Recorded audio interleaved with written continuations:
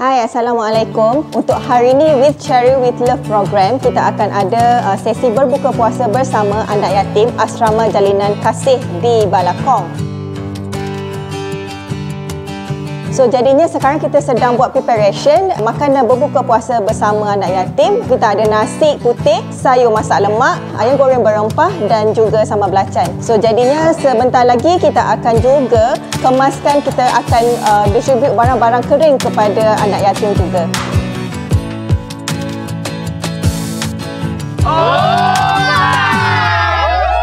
So di Asrama Jalinan Kasih ni kita ada 40 anak yatim dan 10 penjaga.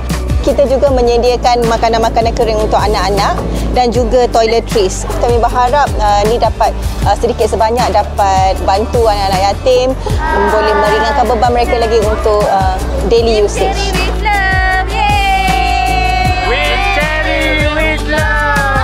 Kita akan bermula dengan berbuka puasa pada 7.26 petang. So jadinya selepas berbuka puasa kita akan beri goodies bag di mana kita akan bagi bahan-bahan kering dan juga duit raya. So kami berharap kita dapat sama-sama berkumpul pahala di bulan Ramadan ni.